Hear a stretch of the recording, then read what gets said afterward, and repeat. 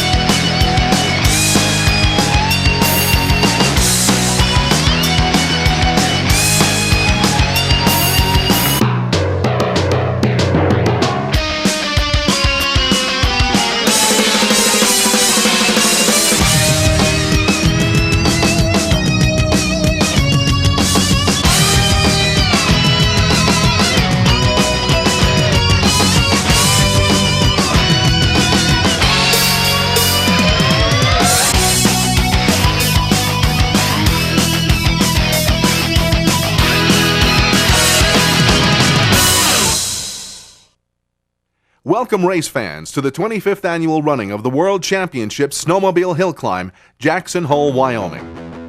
What started out as a challenge between local snowmobilers 25 years ago has evolved into one of the greatest snowmobile racing events ever. Many changes have transpired over the past 25 years, but one thing remains the same: man and machine attempting to conquer Snow King Mountain.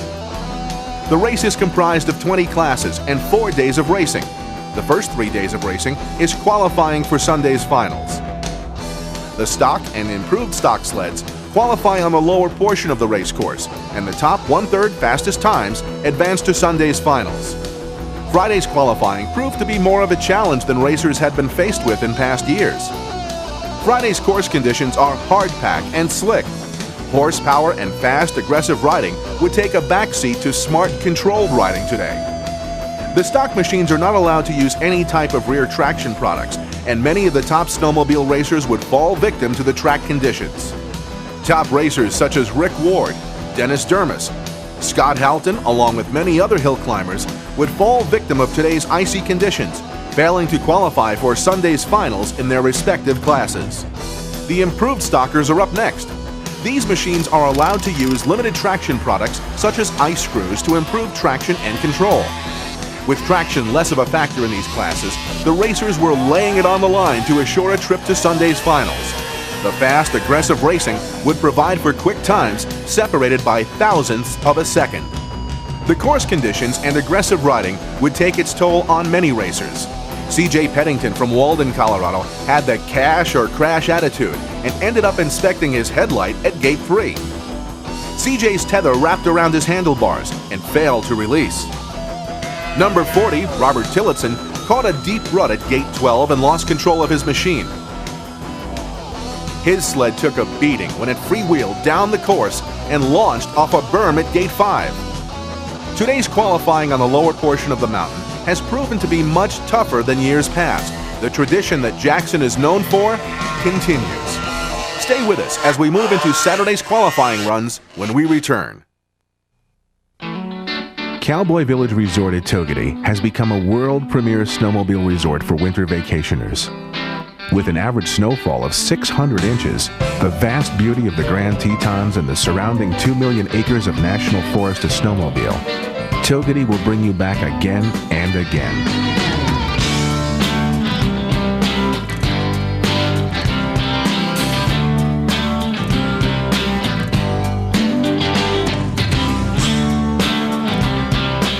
And when in Jackson Hole for the hill climb, plan your stay at the Cowboy Village at Jackson.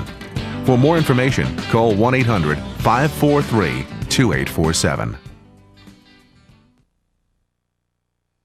Race fans, welcome back to what promises to be some of the most exciting racing ever right here at Snow King Mountain. Qualifying for the mod machines include running upper exhibition, a double black diamond run during the ski season. But for 1 weekend a year, this mountain becomes Sled Wrecker Hill.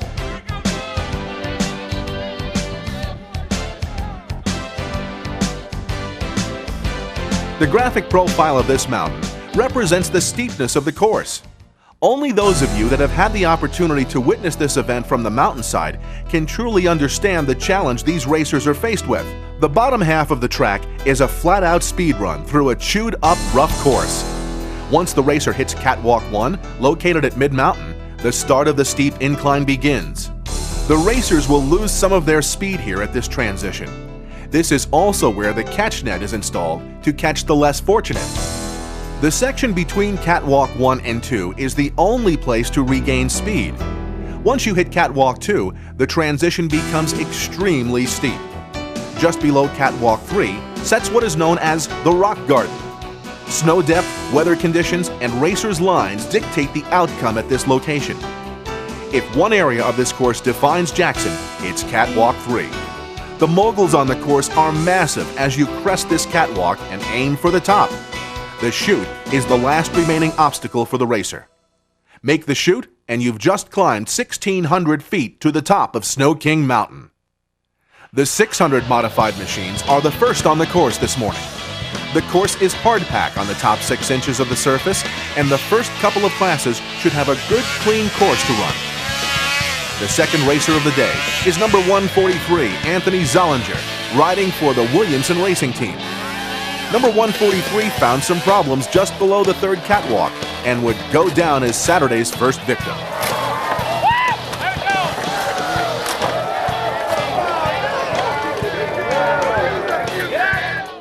Number 2, Jody Breding, riding a Ski-Doo-powered mod sled, looks to have found his line. The American Falls, Idaho racer would be the first to crest the top for the year 2000 with a time of 1 minute 19 seconds.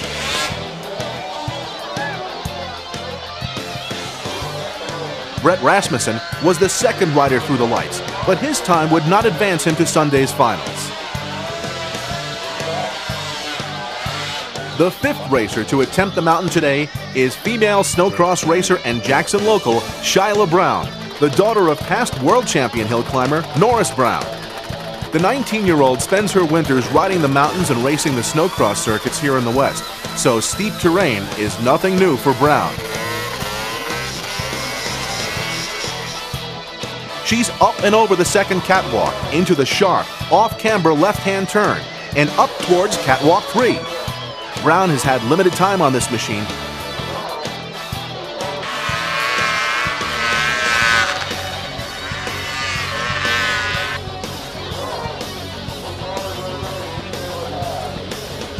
She's on top of the third catwalk, loses traction, gets sideways, and flips her machine. Tough luck for Shyla Brown.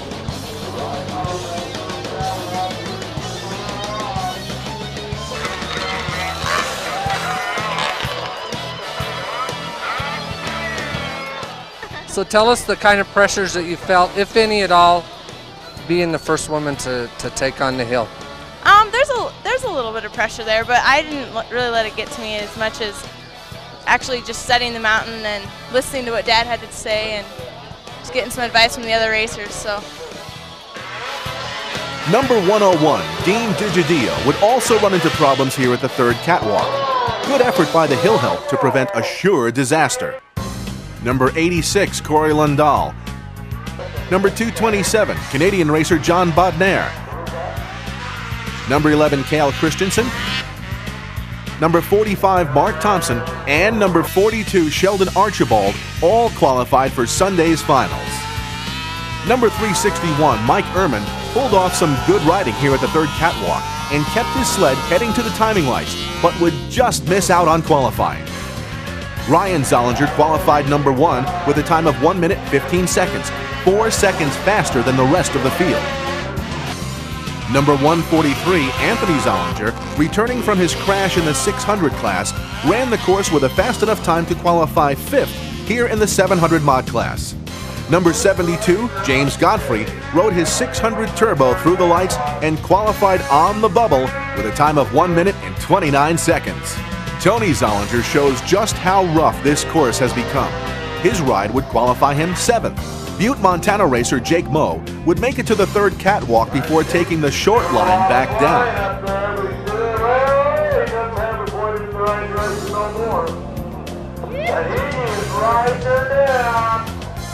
That's a braver man than I am. Not no more, he's not.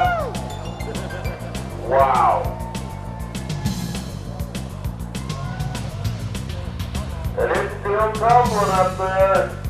The seat's coming without it. The hood's still on. Hell no, it's not. The hood's down without it too.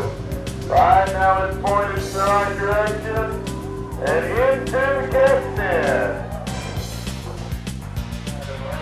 4-time Mod King winner David Shepard, in his last race of a very successful career, turned in the fastest time for the 700 class when he ran through the lights in 1 minute 12 seconds.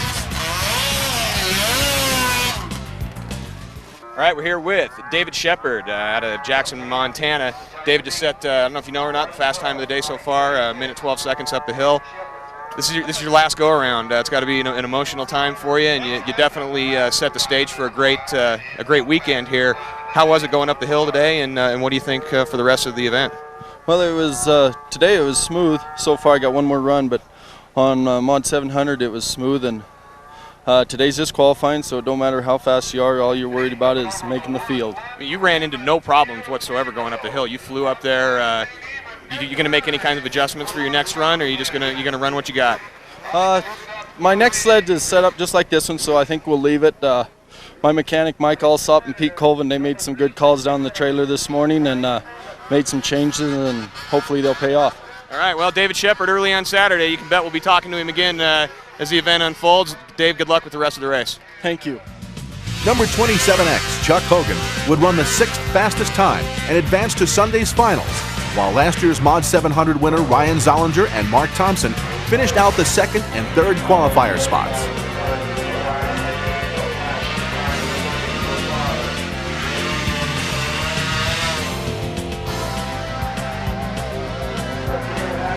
Arctic Cat racer Sheldon Archibald missed out on qualifying when he took out a gate near the top timing lights.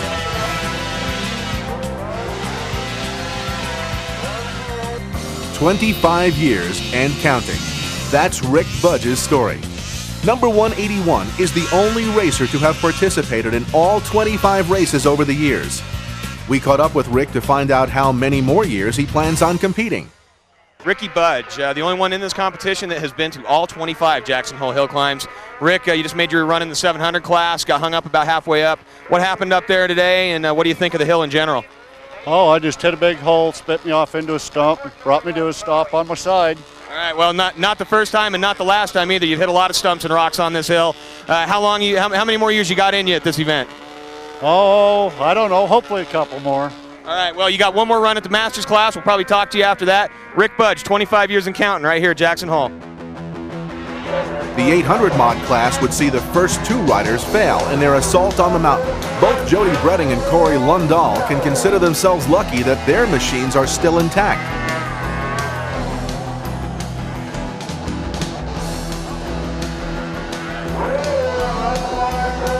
Mark Thompson won this class last year.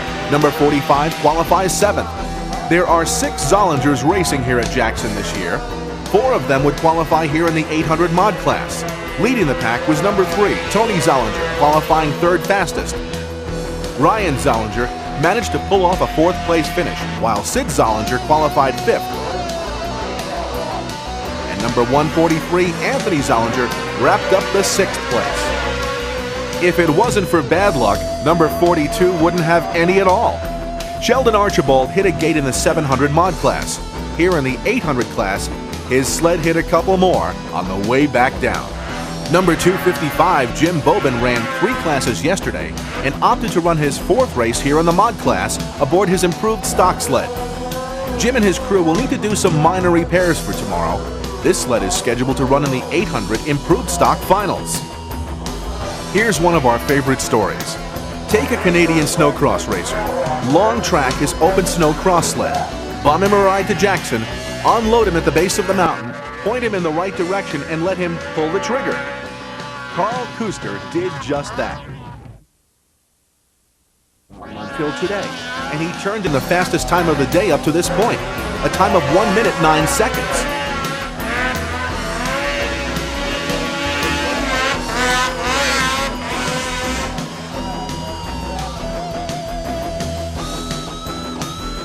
Kuster's fast time of the day would fall victim to another snowcross racer, Dennis Dermus. Riding for Williamson Racing, Dermus managed to run the mountain 0.3 of a second faster than Kuster's time, and when he crested the top, he knew it.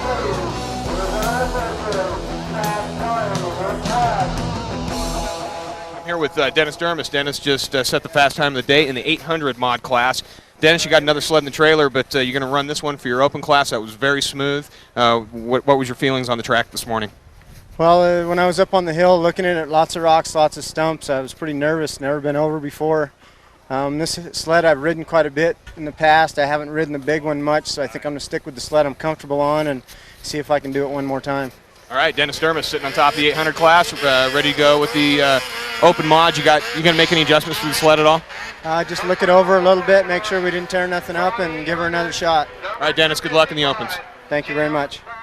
The open mod class is up next, and with snow conditions quickly falling victim of the modified machines, the race course has changed to a rock-infested mountainside. The winningest hill climb racer in history and last year's improved stock world champion Rick Ward found the going tough when he caught a rock near the third catwalk and would end his run there. Johnny there ended his day when his sled flipped backwards near the third catwalk. Watch the hill help as they move in to attempt to catch the sled.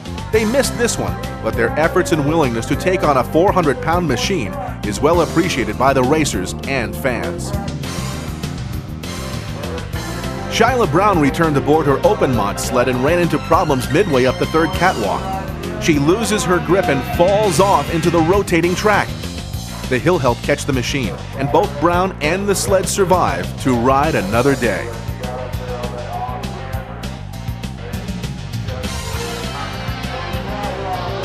Number 13, Ryan Zollinger, would be the only racer in this class to qualify without tripping the lights at the top. Ryan lost his tether just below the top, came to rest, and would qualify 7th. The next 4 racers, Sam Nazis, Cal Christensen, Jody Breding, and David Shepard, would all crest the top and move into Sunday's finals. Number 224, Dennis Dermus, qualified second fastest with this run aboard his 800cc sled.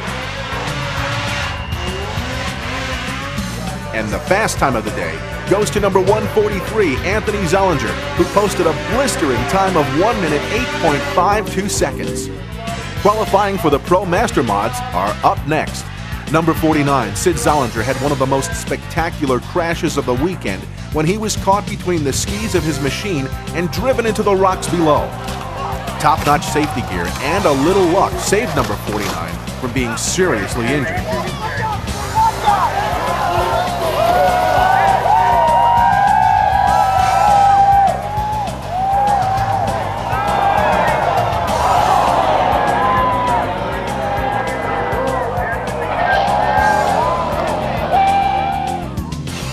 Number 99, Dal Barker out of Soda Springs, Idaho, was flat flying up the mountain, but missed a gate down low, keeping him out of Sunday's finals.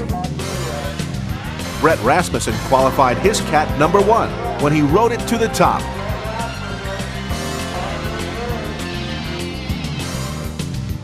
Number 34, Scott Albertson, qualified second, and Reed Headland clipped the blue gate here, wrapping up the trio. The last 2 races of the day are the finals for Masters and Amateur classes. Number 116, Ron Thompson, was the first Masters racer on the mountain.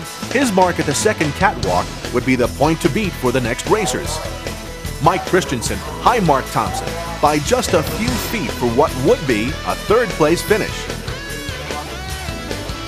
Number 136, Paul Kamstra, rode his Summit to a second-place finish. The year 2000 Masters winner would go to this man, Gil Winters. Winters would manage to climb within feet of the timing lights.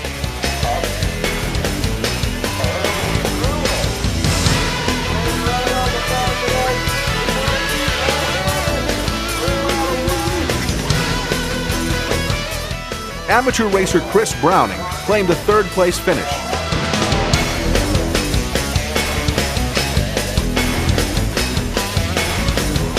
Kurt Matchin rode his 700 Polaris to the second catwalk for what would be a second-place finish.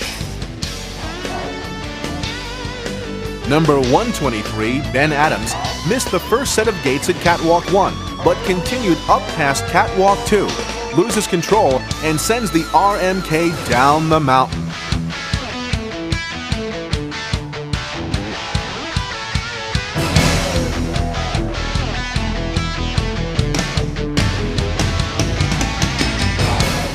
The last racer of the day, Ty Free, wrapped up the win with this run and claimed the amateur win.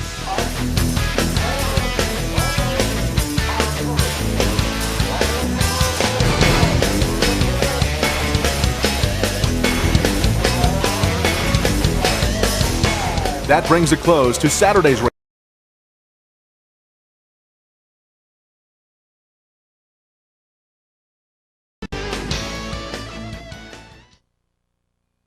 Since 1972, Starting Line Products has specialized in developing and manufacturing a wide variety of aftermarket performance products. The experience, knowledge, and talent obtained over the years has thrust SLP to the forefront of the industry, where they are often setting standards for quality and performance. SLP performance products that help their racers reach the top of the hill first include SLP high-performance exhaust systems that boost high torque and broad power bands with minimal noise for optimum performance over a wide variety of conditions. SLP porting that features some of the finest and most technologically advanced designs in the snowmobiling industry. SLP Power Dome billet heads that provide maximum combustion efficiency for improved horsepower and tunability. SLP Tri-Keel skis that are the professional choice for aggressive or competition use. For more information on these or other fine performance products, contact SLP at 208-529-0244 or see them on the web at www.startinglineproducts.com.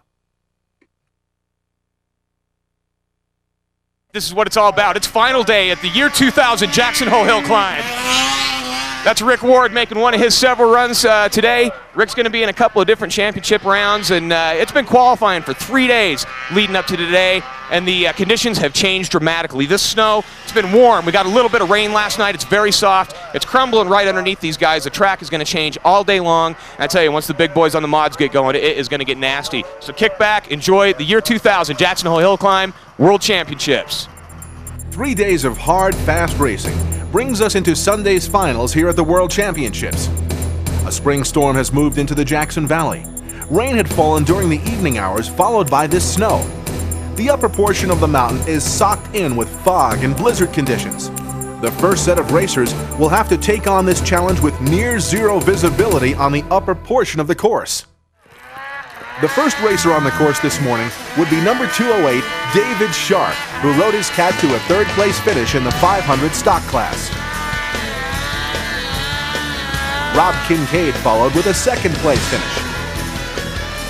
Number 103 lost his sled near the third catwalk.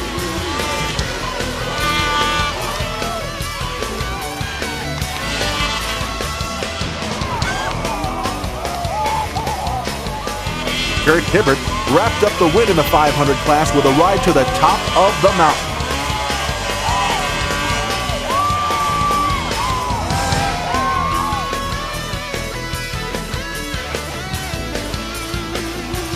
Semi-pro racer Trent Leffler claimed the win in his class with this climb.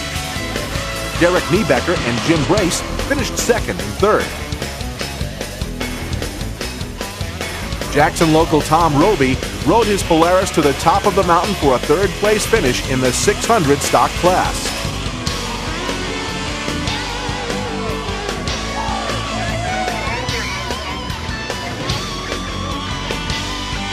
Driggs Idaho racer Steve Hill managed to pilot his Arctic Cat to a second-place finish.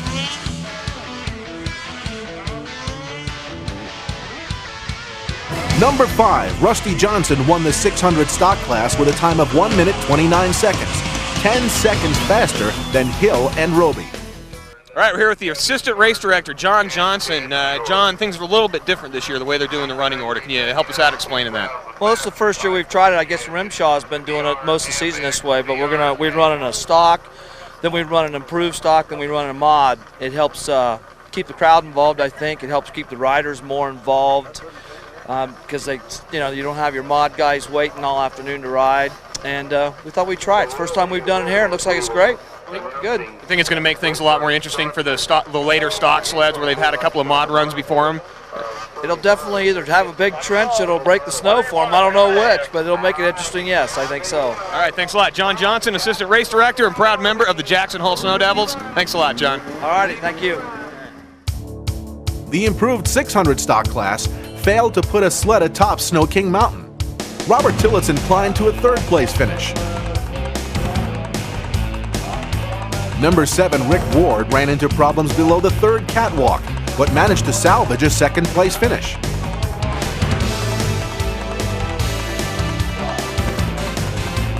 The improved 600 stock winner would be number 184, Aaron Johnson.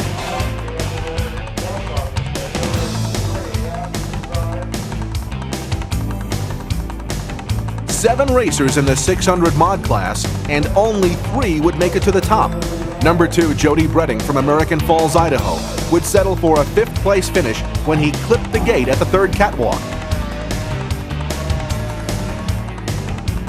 Corey Lundahl caught a rut on the way to the top and ended up 4th.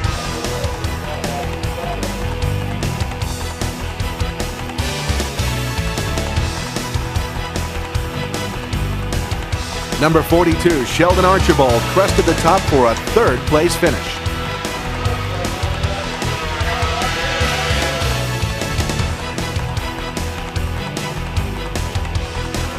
Cale Christensen ran a hard race, hung on over the big bumps, and wrapped up a 2nd place finish.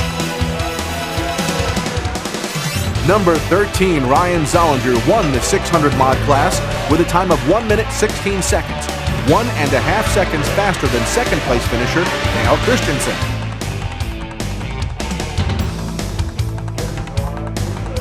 The 700 stock class would have 10 racers competing in today's finals. Number 108, Chad Free, climbed his way to a 3rd place finish.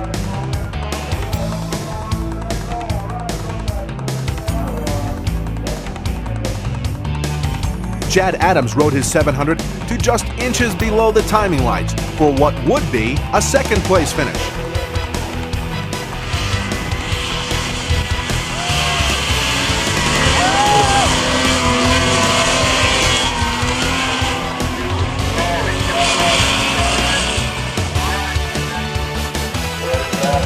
Jim Bobin, number 255, would be the only rider in this class to crest the top.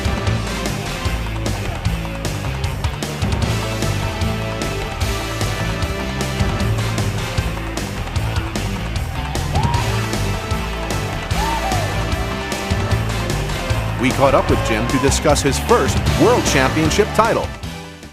All right, we're here with Jim Bobin. Jim Bobin just took his stock 700 sled over the top. Jim, how was it up there? It was really rough. There was a lot of ruts, a few stumps. My track was ratcheting pretty hard, so I couldn't really get into it a lot, and I think that helped me. That was to my favor. All right, the mods that have been running up before this stock class, I bet they've made things really interesting up there. For a stock sled with a rubber track, there's probably only maybe 1 or 2 good lines up there, and I think I just was fortunate enough to find one of them. Tired of poor quality setup and service from your dealer? See Tri-City Polaris today, your Polaris Twin high-altitude specialist. Tri-City Polaris is in the business to help you and your machine perform better. From full custom-built race sleds to high-performance improved stock trail sleds, they can do it all. Tri-City Polaris sells Polaris ATVs, snowmobiles, and watercraft. Need parts and accessories? With over $250,000 worth of parts and inventory, Tri-City Polaris has all your needs. Starting line, WMS Enterprises, Fox Shocks, Engine Torque Arms, Holtz Lightweight Front End Kits, Lightning Clutch Weights, Torque Arms, ultralight skis, and other lightweight parts. Want to be 20 miles per hour faster over the bumps? Check out the revolutionary Walker Evans Superior Ride Control Shocks. Call 801-298-8081 or log on to their website at www.tricitypolaris.com. Tri-City Polaris, located in Centerville, Utah, proud sponsors of the Tri-City Race Team. 3 racers crested the top of the mountain here in the improved stock 700 class. Team Teton racer Darren Gould pulled together a quality run for what would be a third-place finish. David Shepard crested the top with a time of 1 minute 18 seconds for a second-place finish.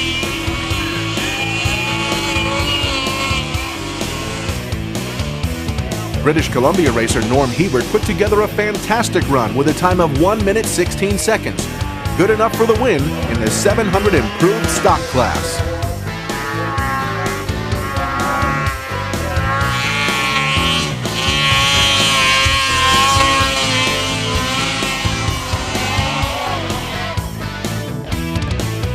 Catwalk 3.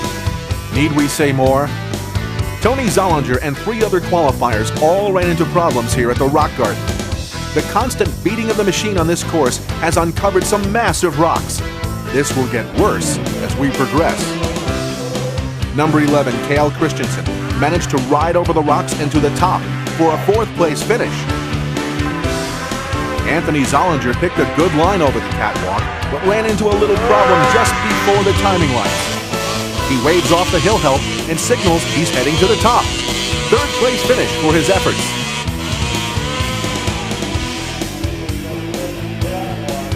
Four-time world champion hill climber number 22, David Shepard, smoked up the mountain with a time of 1 minute 9 seconds for a 2nd place finish. Last year's 700 mod winner, number 13, Ryan Zollinger, defended his title with this run to the top. Zollinger clocked in 0.8 of a second faster than Shepard to repeat his victory and take home his 2nd win of the day.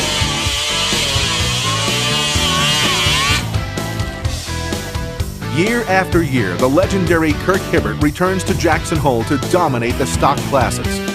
Last year, Hibbert won 2 classes. This year, he would repeat the feat as he climbs to the top of Snow King Mountain and claims his 2nd victory of the day. This one coming in the 800 stock class. Canadian racer Vincent Clark was all over the course on his 800 final run. He managed to pull things together and crest the top with a 2nd place finish. Lolo, Montana racer Shane Hart would finish behind Clark by only 0.3 of a second for 3rd place.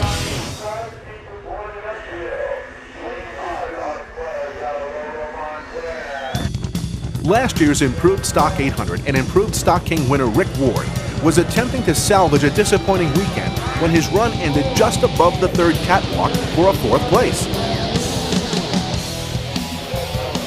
Tri-City Polaris racer Scott Houghton had his eyes set on the top when his world turned upside down in the rock garden. Wow, that was some get-off. Let's take a look at that from another angle.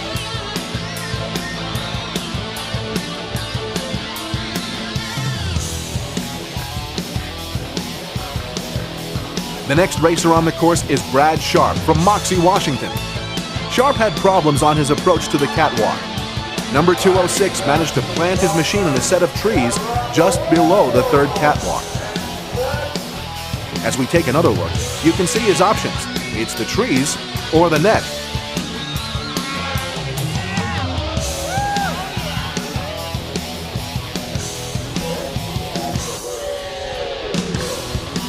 Number 5, Rusty Johnson, managed to get past the rock garden, but the steep, deep moguls below the timing lights ended his run.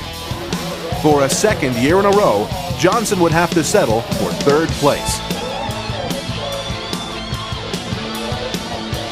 Number 80, Jason Adams, finished 2nd to Rick Ward here at last year's World Championships. For a 2nd year in a row, Adams would miss out on the win. He topped the course with a time of 1 minute 31 seconds for a 2nd place finish.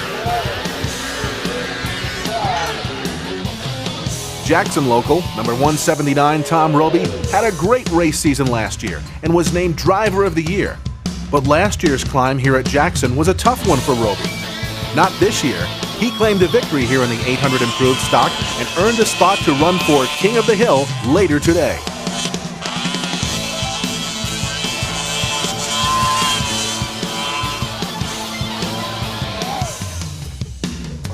The semi-pro improved stock class went down like this.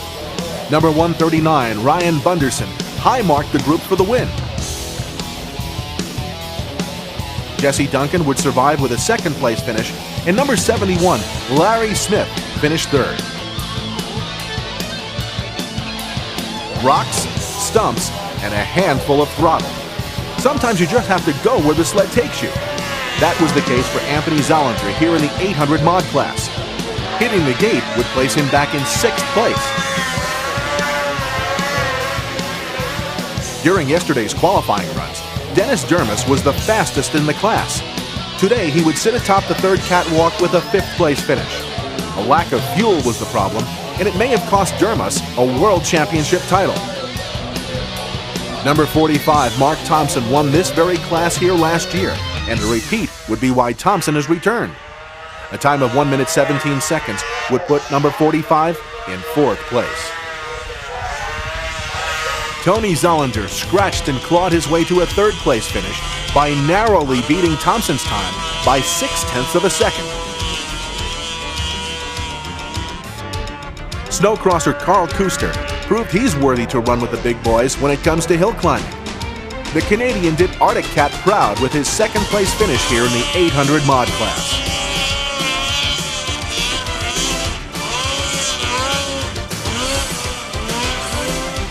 Three classes, 3 wins.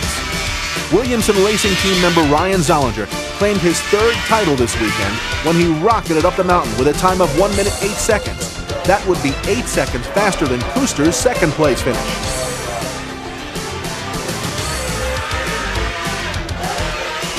There'll be more racing right after this. Are you looking to improve handling and performance for your machine? Look no further than Hull's Racing Products. Quality lightweight performance products include lightweight brake and drive components, lightweight front-end kits, reduce up to 8.5 pounds of unsprung weight and gain 1.5 inches of ski travel, lightweight rising rate coil over rear suspension kits, the best mountain suspension you can buy for your new Polaris RMK, reduce weight and increase vertical travel to 9 inches, that's 2 inches more than stock, 136, 141, 144, 151, and 156 rail and tunnel extensions. Proud sponsor of Team Teton Racing's Rick Ward and Darren Gould. For more information, contact Hull's Racing at 360-398-7006 or visit our new website at www.hullsracingproducts.com.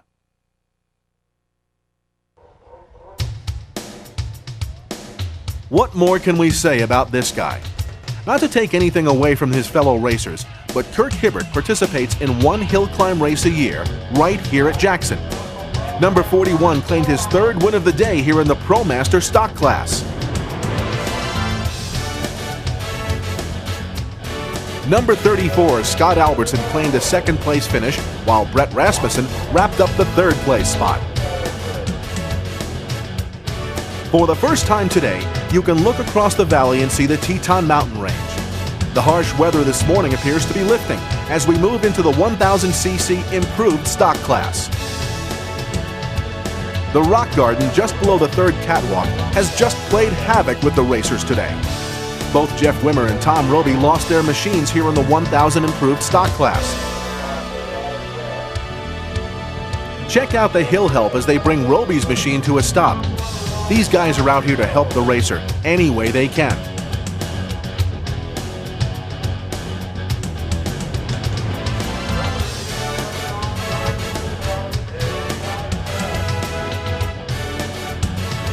Fourth place would go to number 55, Justin Nielsen. David Sharp claimed a 3rd place finish.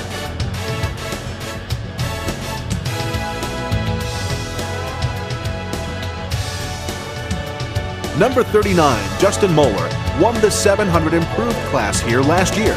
He would have to settle for a 2nd place finish here in the 1000cc class.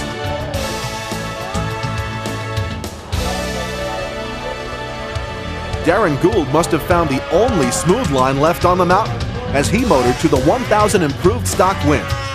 His time was 1 minute, 16 seconds.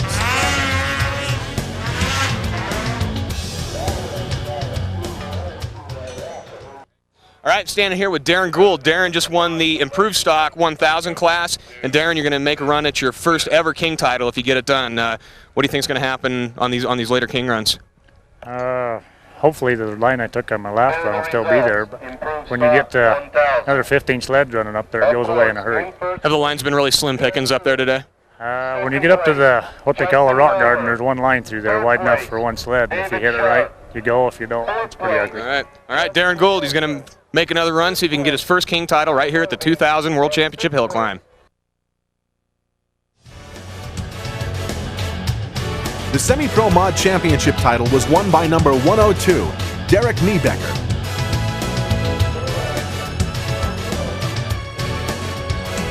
Trent Leffler took second place, and Darren Lutz crashed down low and finished third. The ProMaster Improved Stock class was won by number 290, Lloyd Herbst.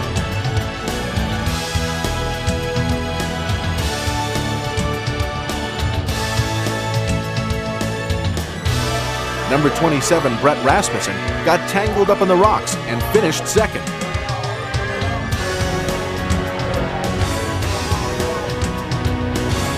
Scott Albertson would finish third.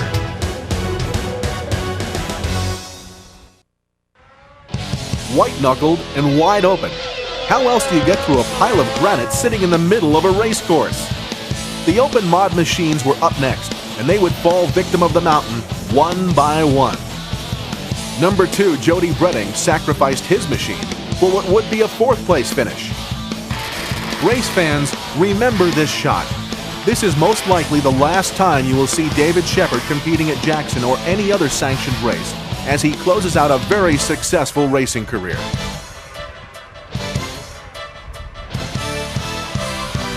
Number 22 would get tangled up on the rocks and have to settle for a fifth-place finish.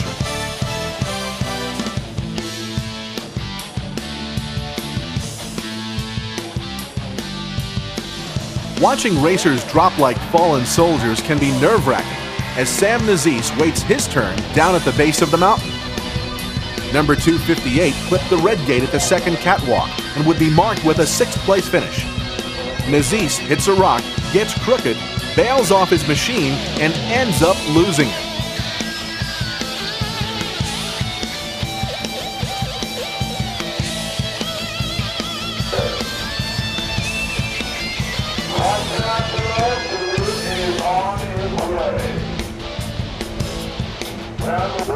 Number 224, Dennis Dermus, is next on the line. The lack of snow and tight gates between the catwalks has grounded racer after racer. Dermus would settle for a third-place finish.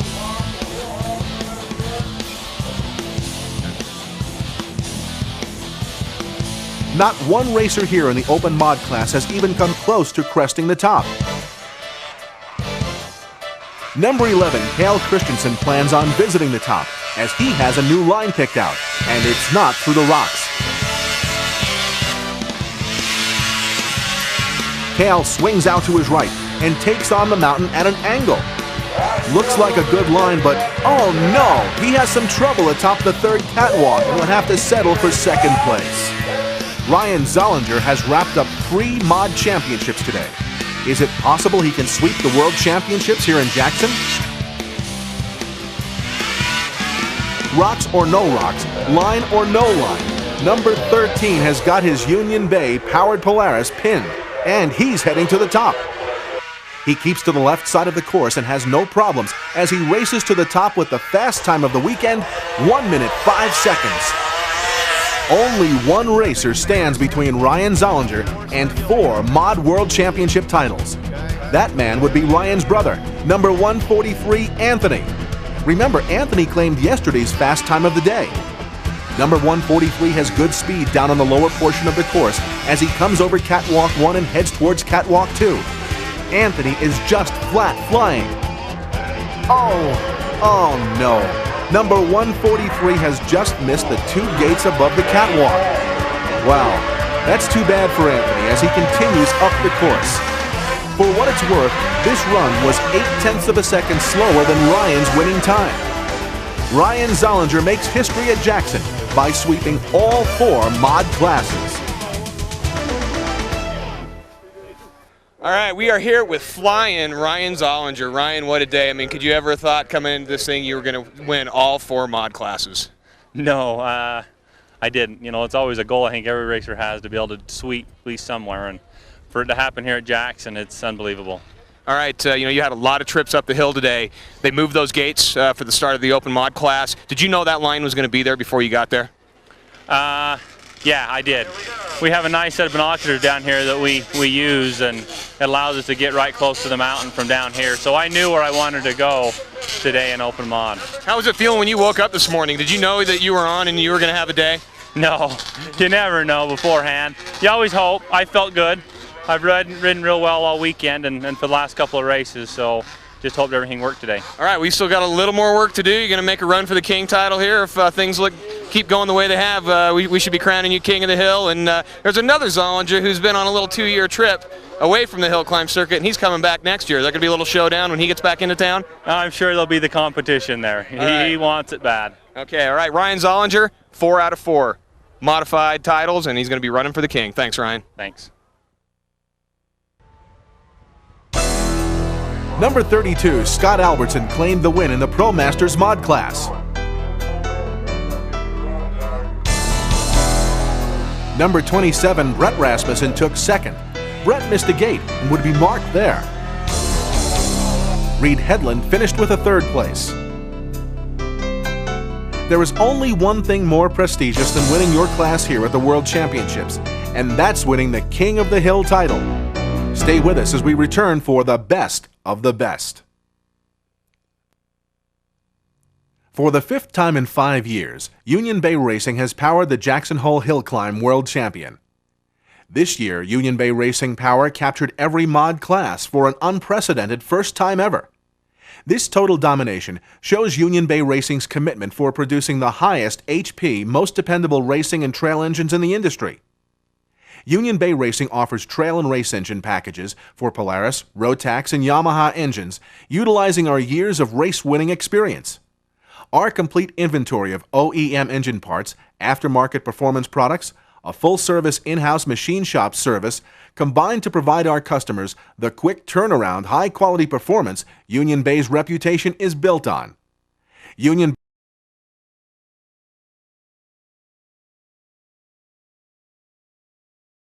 CNC manufactured to ensure that the 7 transfer port triple exhaust masterpieces offer the widest torque and power levels available anywhere.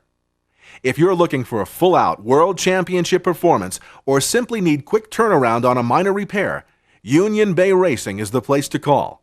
Our number is 206-522-1516. The first racer in the Stock King competition is Kirk Hibbert. Number 41 has won 3 classes here today and technically can have 3 chances at the Mountain for King title. Look at this. Only 2 of the last 10 modified machines have gone over the top this afternoon. This is incredible. Hibbert jumps aboard his stock machine and rides it to the top to set the stage for the Stock King runs.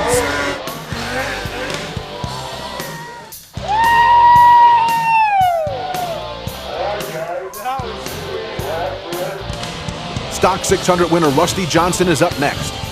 The side angle here shows the steepness these racers have been dealing with. Number 5 makes it past the catwalk and runs into problems near the last section. 700 stock winner Jim Bobin is up next. Number 255 would also get past the rocks, but comes up short atop the 3rd catwalk. Number 41, Kirk Hibbert, defends last year's Stock King title. All right, we are here with the captain, Kirk Hibbert. Kirk, man, the year 2000, what a showing. You've run this hill a lot of times. Is this one of your best events ever here? This is definitely, I think, my best event yet. I just had awesome runs all day Friday and today, and sleds were working great, and good weather, just super. It's a great combination for an event. You know, you've had a lot of great times here. Anything you'd like to say to the Snow Devils for putting this little show on every year? Well, I'd really like to thank the Snow Devils. They do a super job here, and they're also friendly and you know, welcome us back here because we're really consider ourselves natives of here. So it's so great to get back and mingle with them, and you know, I think that's why I do so good. I get so pumped up from, you know, all the old friends and everything. It's really great. All right, well, the master once a year gets to come back and play in his own backyard. Kurt, you're taking away a Featherlight trailer for your efforts this week, and I'm sure you'll put that to some good use. Real good use. Matter of fact, we're just looking at buying one for the motocross racing, so that'll be just perfect. All right, well, I'm sure that'll thrill Featherlight knowing that they just gave you the one you wanted. All right, Kirk Hibbert, the king of the hill for the stock class for the year 2000. Good luck, and we'll see you here next year. Thank you.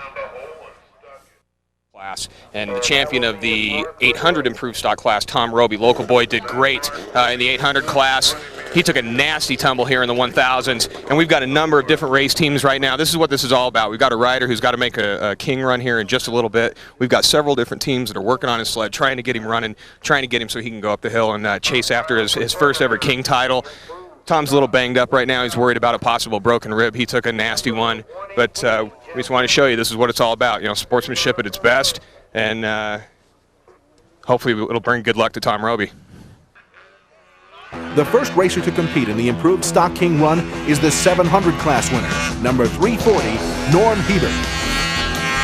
He has a little problem down low, but gets his machine back on track and is heading toward the ominous rock-infested third catwalk.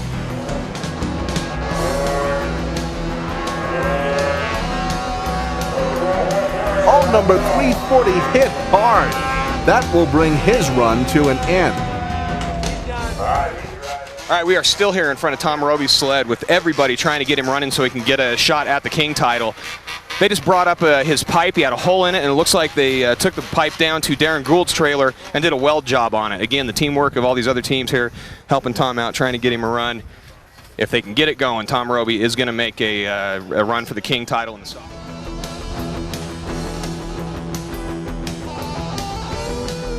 Pro Masters improved stock winner Lloyd Herbst came up short on his run.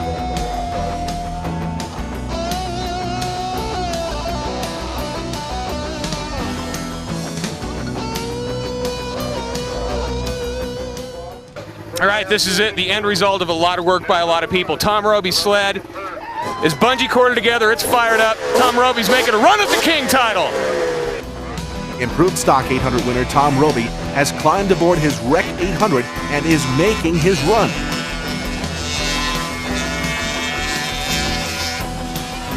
If he's going to get to the top, he needs to get over the rocks that caused him so much trouble in the 1000 improved class.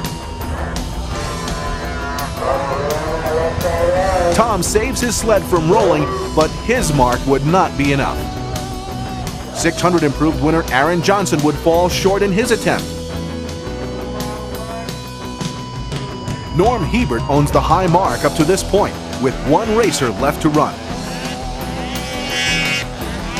Number 19, Darren Gould, is on the course, looking for his first World Championship King title.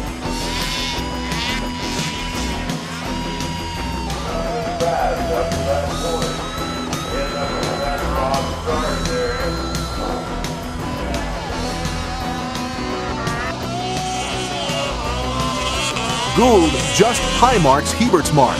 The sled comes over the top of number 19, and the track catches his back. Darren Gould wins his first World Championship King title in the improved stock class. The Mod King title would come down to the challenge of two racers. Number 13, Ryan Zollinger, who swept all four mod classes, and number 34, Scott Albertson, who won the Pro Master mod title. Scott Albertson was first to take on the course. Albertson just would not have the speed to carry him through the rock garden near the third catwalk. This mountainside has become virtually impassable for most of the racers. Very little snow remains along the main line, and the obvious presence of rock outcroppings have played a major role in today's final. Gunning for a perfect weekend, number 13, Ryan Zollinger, has no doubt been the most dominating racer here at the World Championships. When it was all said and done, Ryan Zollinger would go 5 for 5 today and be crowned the Mod King of the Mountain 2000. Are You Outside? The Do-It-All folks from Driggs, Idaho, bring you the Crash and Burn segment. RU Outside has the legendary back thing, thumb thing, and knee thing to hold you together out there. They also bring you the Bridger boot and the new X-Static glove for comfortable, no-worries riding. Go farther and higher with unique, high-quality RU Outside clothing and accessories. Call 1-800-279-7123 for a catalog, or explore their website at www.ruoutside.com.